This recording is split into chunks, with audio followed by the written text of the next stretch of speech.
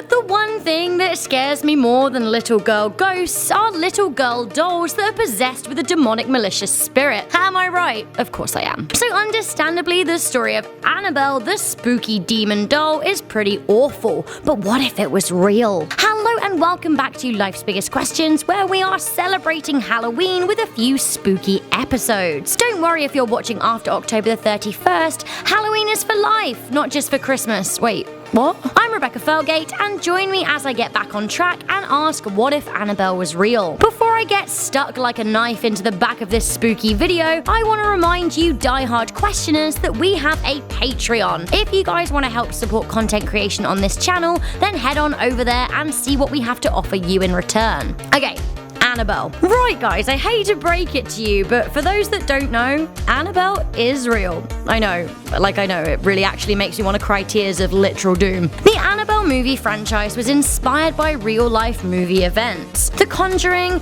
Annabelle, and Annabelle Creations all come from the story of one Raggedy Ann doll and their current owners, Ed and Lorraine Warren. The real-life Annabelle is less terrifying to look at than the Hollywood porcelain doll. I dare say she's cute, but her backstory is much less cute. Unlike in the movie, Annabelle was not given to a wife by her husband, nor was she a vintage doll with a dubious backstory involving a satanic cult. The real story, but let's use the word real with a teensy-weensy pinch of salt here, comes from Annabelle's owners Ed and Lorraine. The Warrens own the Warren Occult Museum, where Annabelle is currently held. The Warrens feature in the Annabelle movies and are indeed real people. Unfortunately, Ed died in 2006, but he and Lorraine's story surrounding Annabelle goes like this. They acquired the doll off a concerned young woman named Donna. Donna was a nursing student at the time and was given the doll for her 28th birthday by her mother. Donna shared a home with her friend Angie when, like in the movie,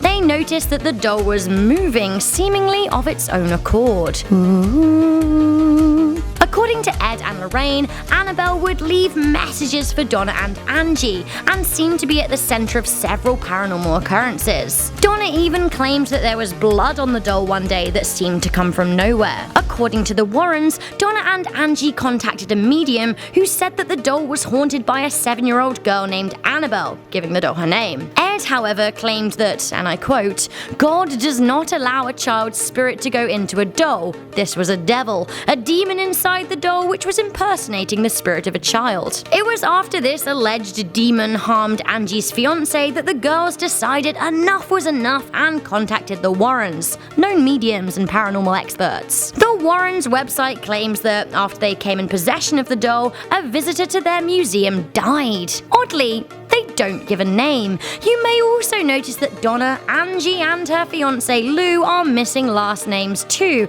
which makes them decidedly ungoogleable. Although Annabelle has been exorcised several times, it is believed that some of her energy is still in this doll, therefore people can pay money to go and visit her. All of the information we have been given about this doll comes from two people who make money out of the paranormal. So we know that the story from the Annabelle Hollywood movie franchise is based on a real-life story, but who knows if the Warrens' story is based in any truth at all. If it is, and if she was real, then blimey, that must mean demons are real too.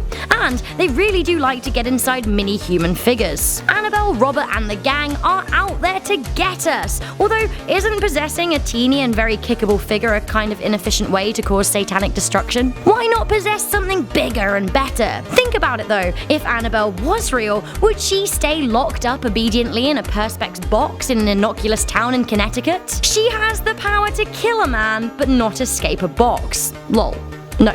If Annabelle was real, she would have ditched Connecticut years ago and strutted her stuff like a big bad evil in a place she could do more damage, like say New York. Oh, I've just thought of a new movie for the franchise. What about Annabelle, Murderer in Manhattan? Hollywood, feel free to send me that big fat check in the post. Thanks. Annabelle may have been real to the Warrens, but that doesn't mean that she is real. But of course, that doesn't mean she isn't. Like with ghosts, vampires, and werewolves, skepticism is very healthy. But any true questioner should never turn their back on proof. The problem is, when it comes to this kind of thing, scientific proof seems to be lacking. So guys, do you think that Annabelle is real? If she is, what is her game plan? Will she ever escape her Perspex prison? Are thick layers of plastic the one true way to stop demons? Thanks for tuning in to this episode of Life's Biggest Questions. We love hearing your thoughts, so do feel free to let us know your own answer to this question in the comments box below. Also, feel free to check out our Patreon. If nothing else, there's a fun video of me, Ron, and Charlotte on there. Face reveal. I'm Rebecca Felgate. I will catch you in the next video, but for now, stay curious, stay alert, stay away from spooky dolls, and never ever stop questioning. Still thirsty for answers? Why not watch our popular uploads playlist or our biggest what ifs playlist? See you next time.